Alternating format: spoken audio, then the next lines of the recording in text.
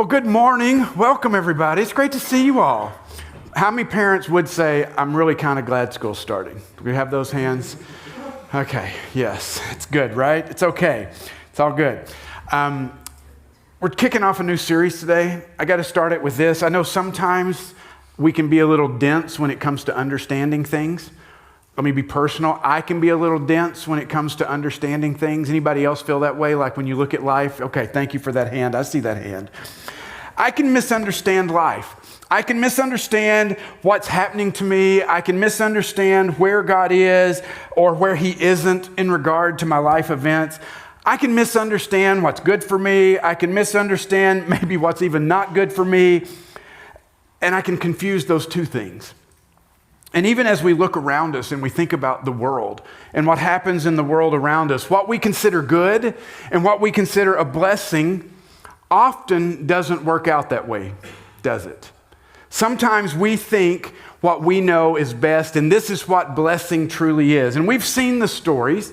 Have you seen the stories? You know, someone wins the lottery, and man, they think they are #blessed. You know, you see it on social media, their life is going to be changed, everything is going to be different now, only to find out that just in a little bit of time, they've blown through all the money, they have less than they started out with, they've destroyed all the relationships in their lives. I mean, even as I was looking at this week, I ran across the story of a guy named William Bud Post. That is not him, that's AI generated there, thank you. Bud won $16.2 million in 1988. So with inflation, that's about $100 billion today. Just kidding. 16.2 million. Anybody here think I'd like 16.2 million? Might be helpful. Okay.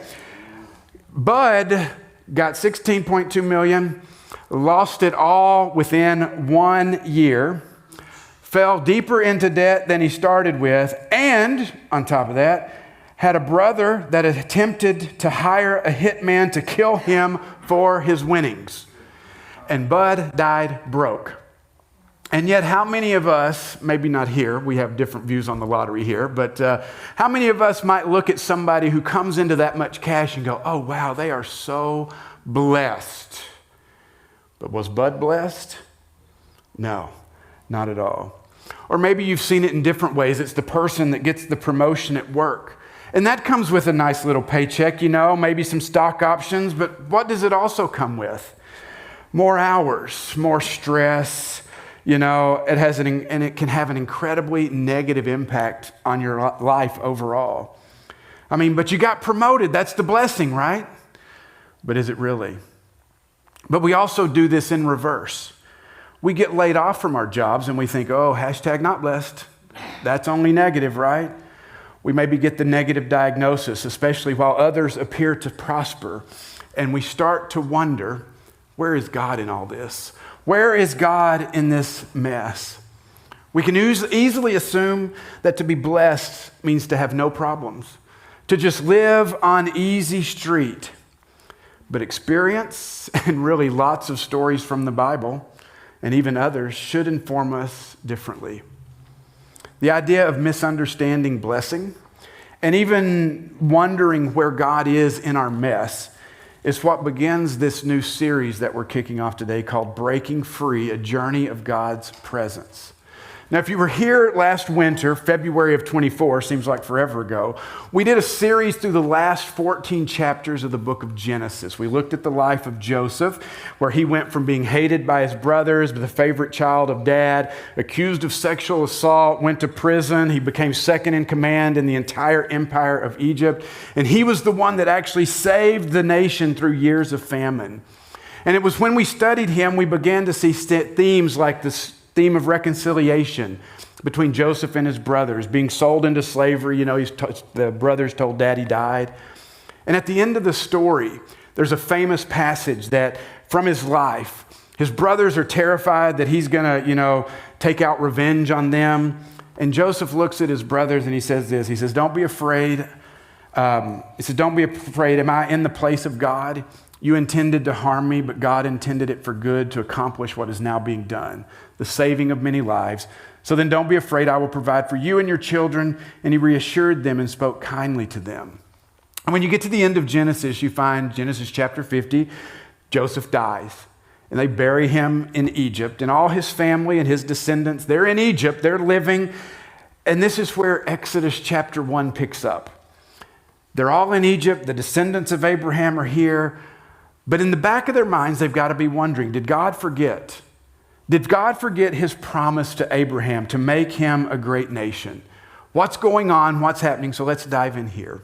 And we're just going to kind of walk through Exodus over the next several weeks.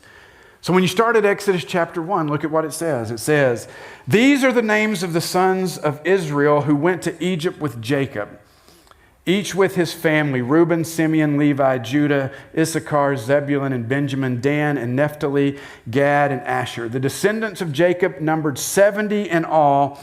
Joseph was already in Egypt." So you got 70 people here in this nation. Now, I realize as we stop right here, everybody loves reading the genealogy names in the Bible, right? Go ahead and admit it. How many of you skip over those? It's okay. Thank you for that honesty. I appreciate that.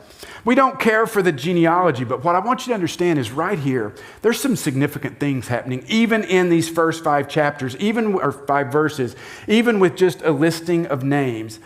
But there's something I left out. There's something that most translations leave out that I think we have to remember. You know what it is? It's the first word that's in this Exodus chapter 1, the very first word in this brand new book in the Bible, and it's the word "and." There's a Hebrew word here that most translations just kind of leave out, but if we were to really look at how this looks, Exodus chapter 1 would begin like this, "And these are the names." Now, who can remember grammar rules back in the day? Who remembers being smacked around for starting a sentence with the word "and"? Anybody? How many of you would say you are not supposed to start a sentence with the word "and"? No conjunctions. You know that's not right. According to proofreading.org, it is not the grammatical faux pas you may think it is. That's like you can start a sentence with "and." And Exodus chapter 1 actually does that. Why would I make a big deal of this? Why is this important? Because we will often take parts of the Bible and separate them out as if they are standalone units. But the writer of Exodus needs us to understand that this is a story that is continuing to unfold. It is a story that is continuing to be written. And Exodus is not a book we just pull out and go, "Isn't that lovely?" No, we begin with "and." Something has happened. Something's going to continue to happen. And Exodus is just flowing right through it, flowing right on with this story that's being told. That's important because we need to understand there is a grand narrative being told. In fact, one of the things I read this week, one scholar said we really need to stop looking at the Pentateuch, the first 5 books of the Old Testament, Genesis, Exodus, Leviticus, Numbers, and Deuteronomy. We really need to stop calling them 5 books of the Bible. We need to see the Pentateuch as a book, and the 5 things we call books as 5 chapters.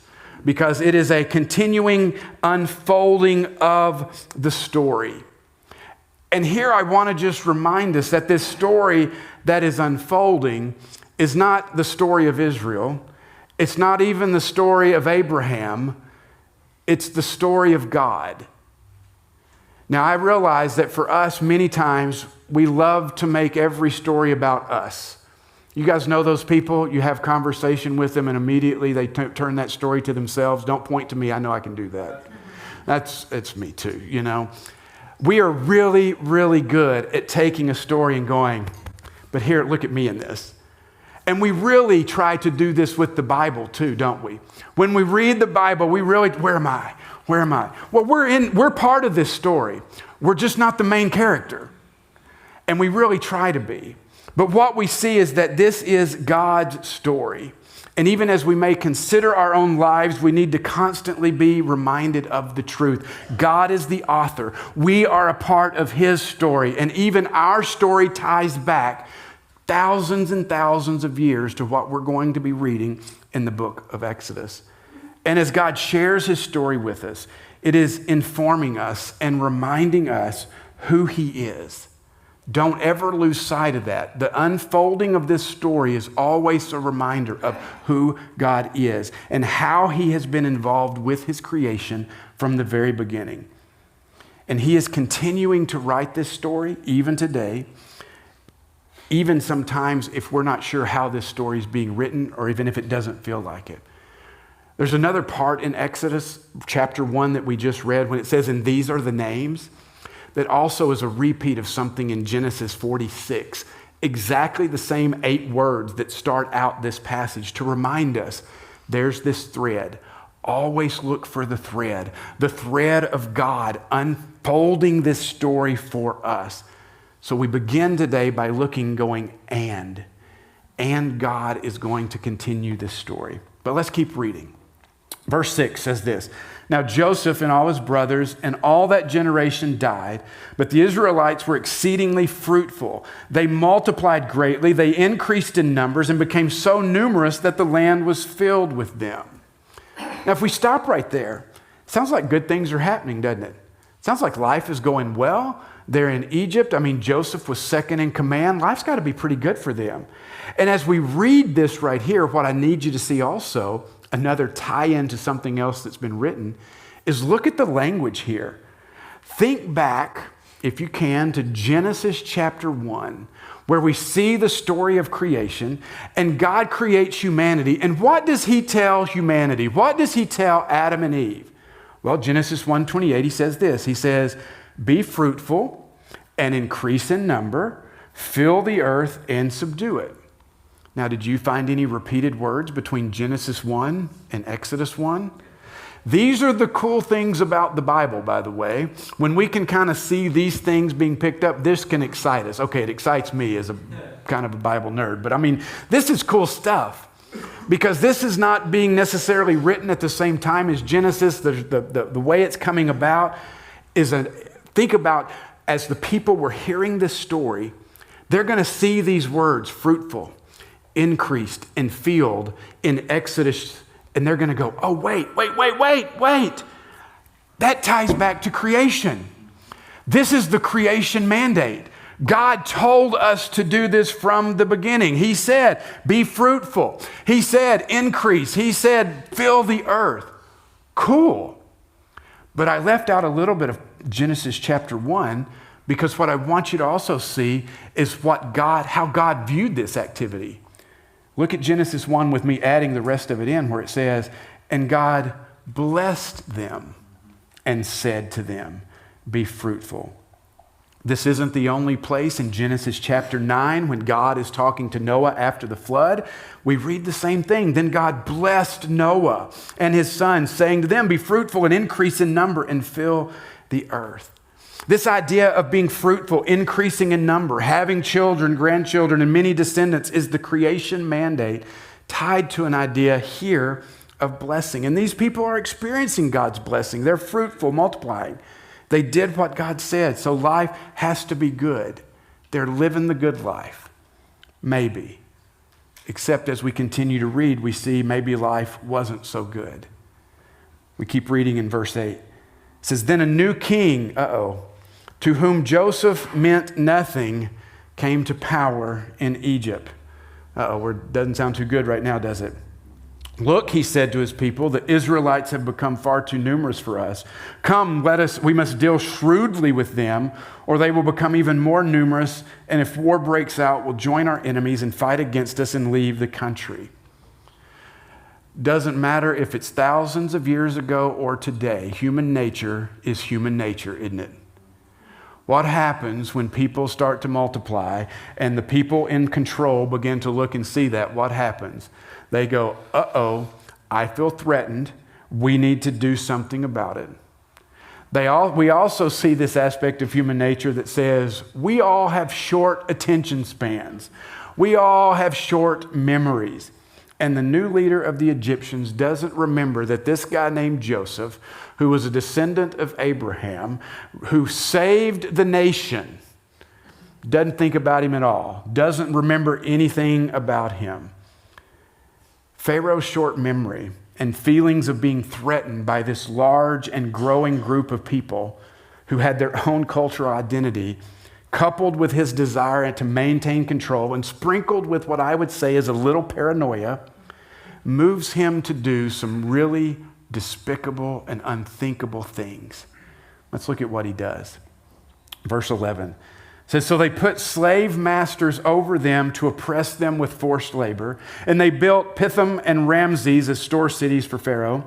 But the more they were oppressed, the more they multiplied and spread. So the Egyptians came to dread the Israelites and worked them ruthlessly. They made their lives bitter and harsh labor, with harsh labor in brick and mortar, with all kinds of work in the fields. In all their harsh labor, the Egyptians worked them ruthlessly. How's that blessed life look so far? Not so blessed, is it?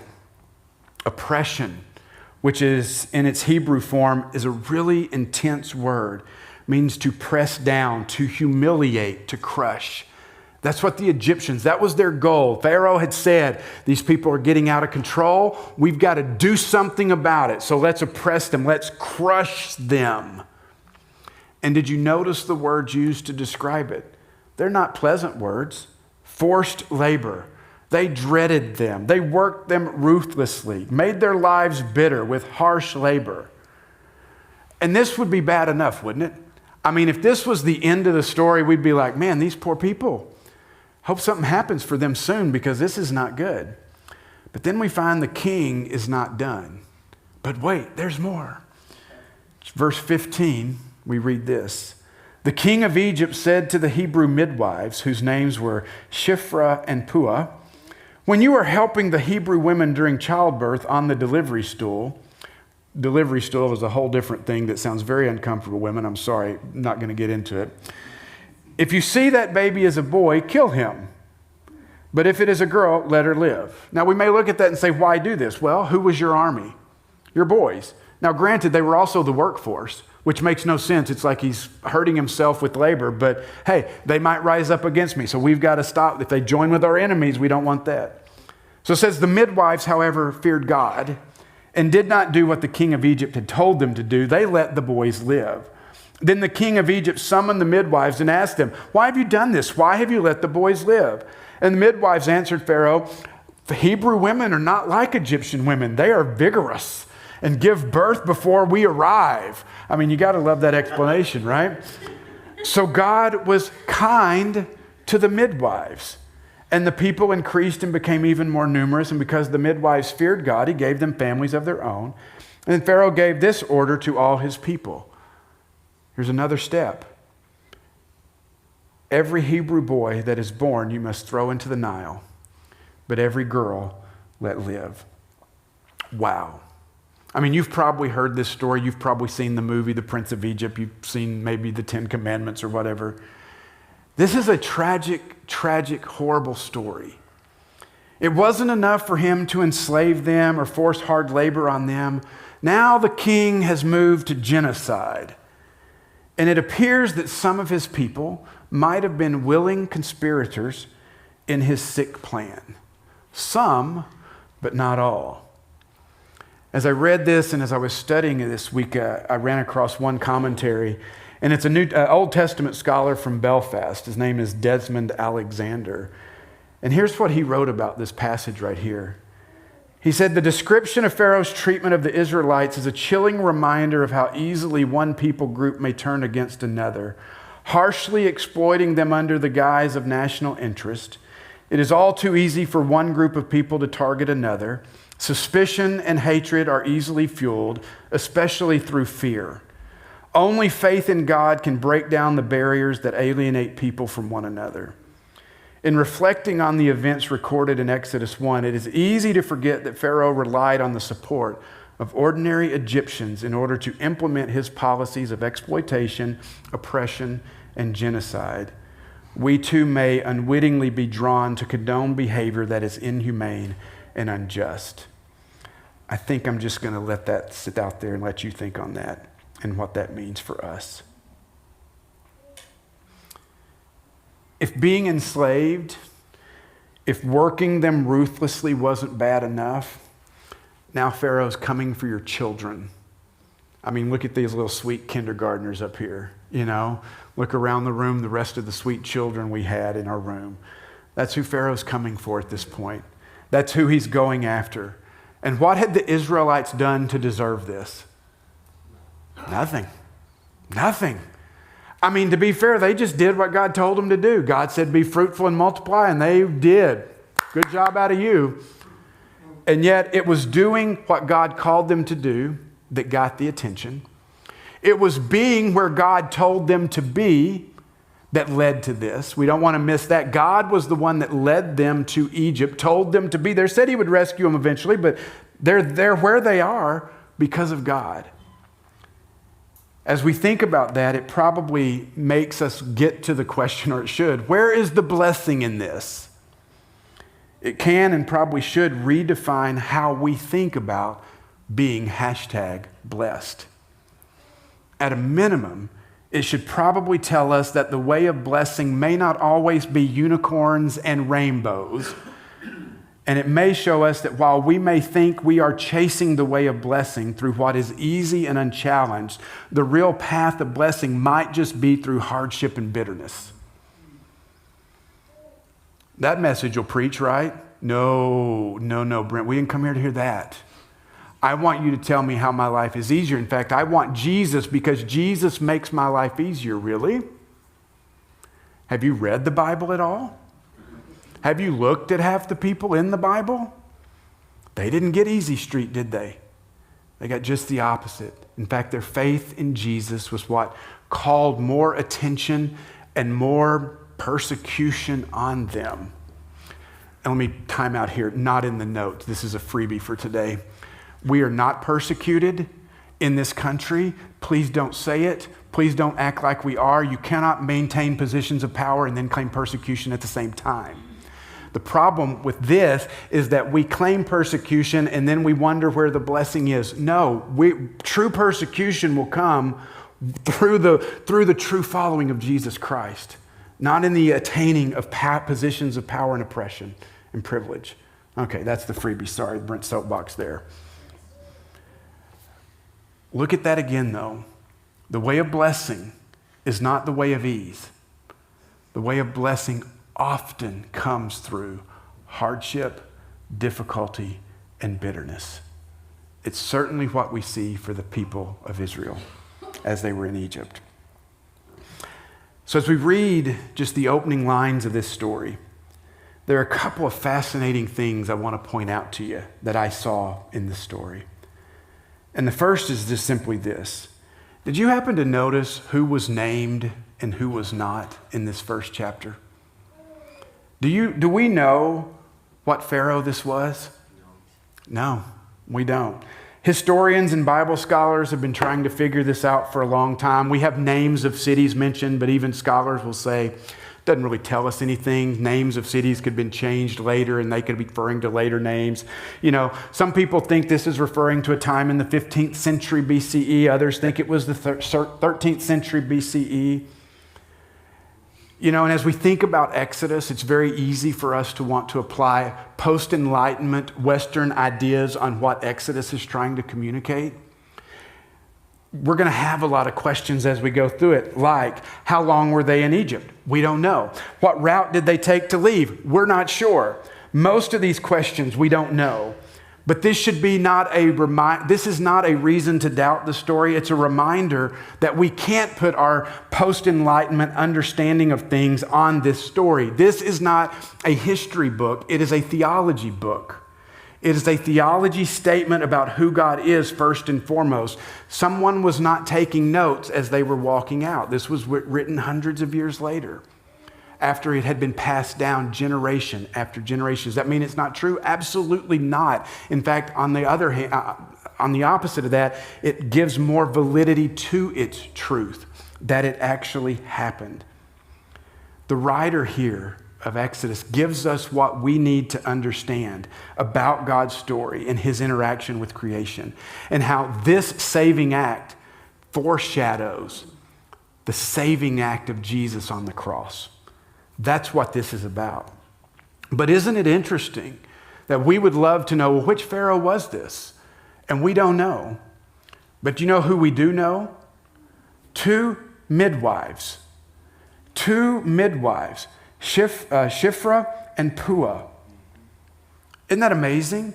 that we sit here thousands of years later, we don't know which king this was, but we know two women that were considered to be some of the lowest in that culture at the time. What does that tell us? It tells us that once again, God has worked through the, quote, wrong people. I mean, midwives were usually women with no children of their own, and that's, and think about how that would have been viewed in that culture. If being fruitful and multiplying were seen as God's blessing, not having children was seen back then as a curse. I hope and pray we have moved beyond such thinking today to better understand the struggle and shame that this type of thinking can put on women. But here we see these two women, God saving babies, thwarting the evil and hideous plans of a dictator through women who would have been considered lower than men, definitely, lower than childbearing women, definitely. Think about that. God, again, working through the wrong people. What does this tell us about God? It's the reminder that we see repeated over and over again in Scripture that God uses the weakness of the world to confound the strong.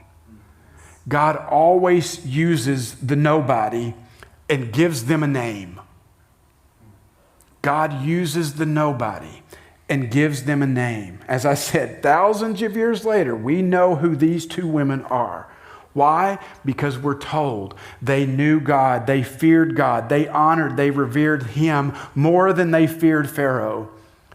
And when it came to who they would choose to serve, they said, we choose God.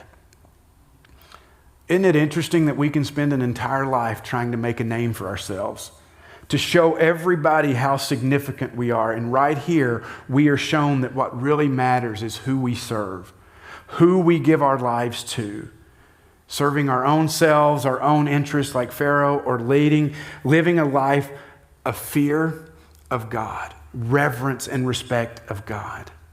Like the king being, crushing others, living in fear of others and even paranoia, or living faithful, even in the small things, even when nobody else knows your name, knowing that God knows your name. But the fear of the Lord is seen in Sifra and Puis, what gets God's attention. He remembers those names. I heard Tim Keller speaking on this once, and he said this. He says, have you been told you are a nobody, that you don't matter? God likes to work with people who've been told all their lives you're a nobody. Revere God, serve Him, put Him first, and you'll understand that God says you are somebody.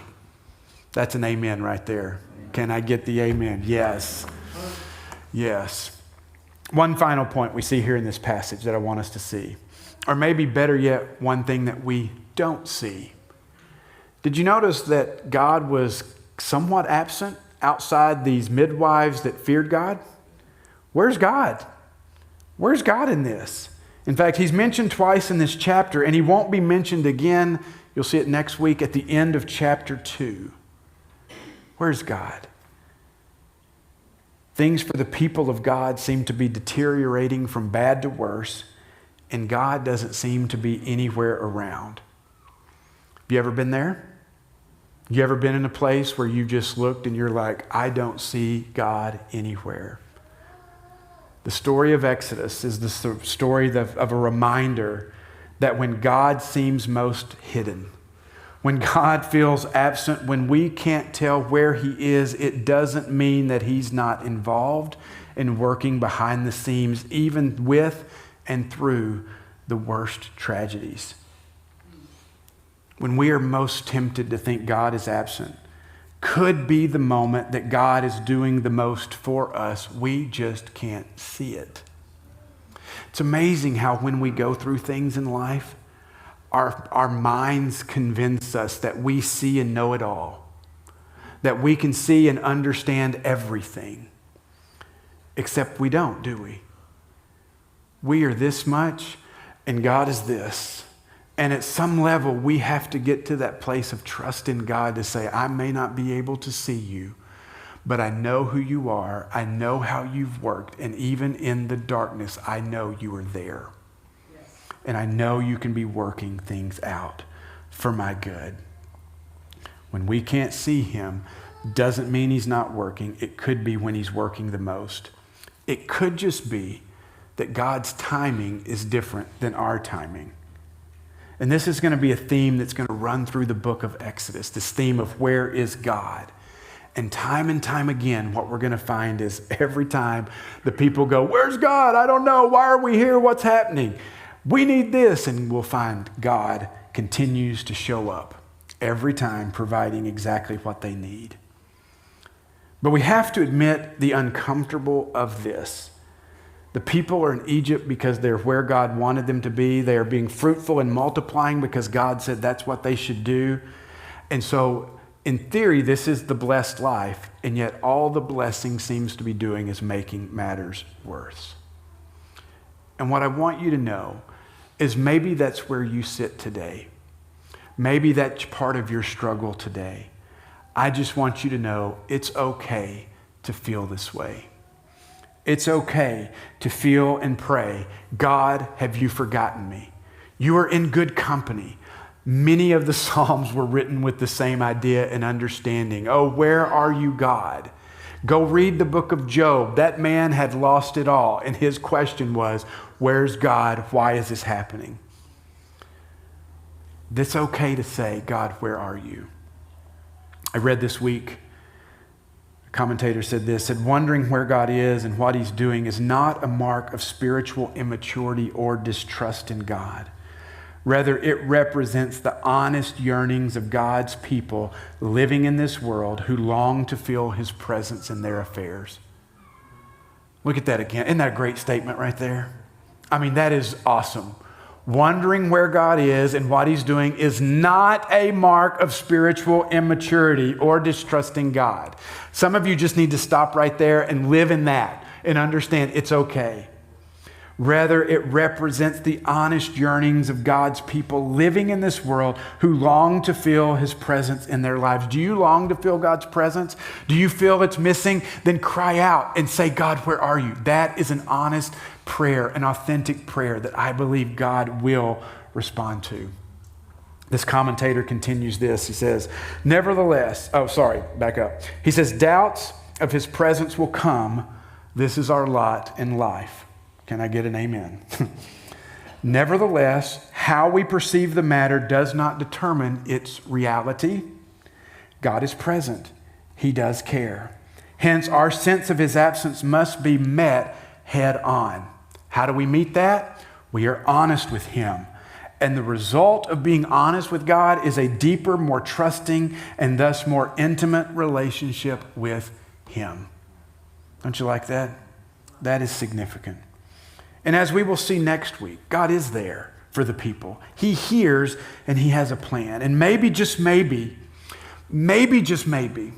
there was a greater purpose behind what God was doing right here and right now in allowing this to happen to the people. Because in my mind, here's how I think it probably went. Life was good. We got our homes.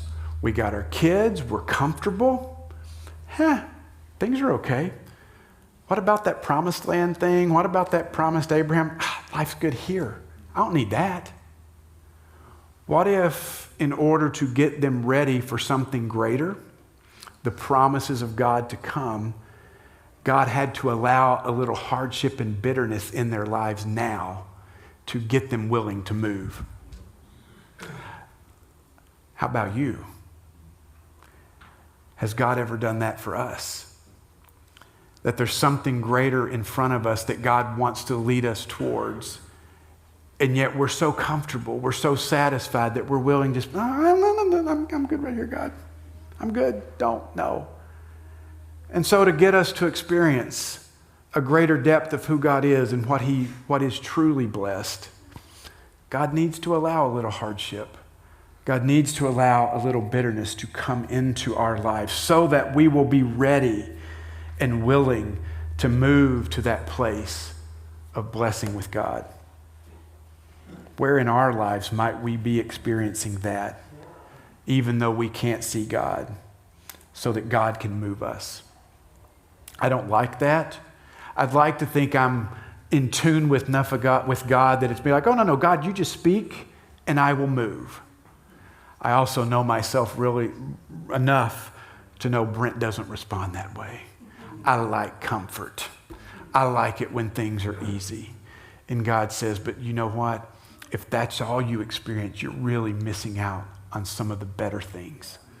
The promised land is before you. Why would you want to stay in Egypt?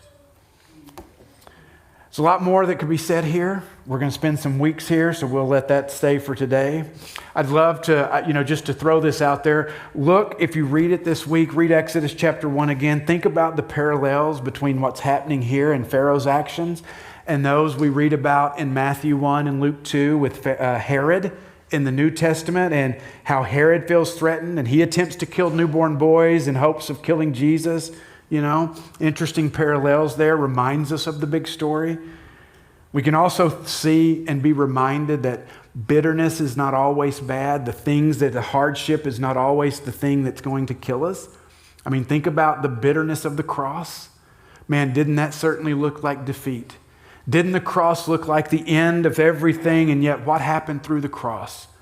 Victory, life, salvation to the world came through the bitterness of the cross. And as we continue this story, we're going to see parallels and foreshadowings of the coming of Jesus, who's a better, greater Moses. And hopefully it's going to help us understand God's redemptive plan for humanity. If all we see is a good narrative with some twists and turns, the breaking of the tablets in Charlton Heston, let my people go. If that's all we see, we're going to miss Jesus in this, just so you know. And this is the goal. We're going to see Jesus here in this story. And while our slavery might not be in Egypt, their story is our story. Many of us need freedom. Many of us need to find life. And the work of Jesus on the cross, his offer of redemption, salvation, and life is exactly what we need to break free. So I close this morning with just this question. What's God saying to you this morning through the opening verses of the book of Exodus? How is God inviting you to respond to him today? Let's pray.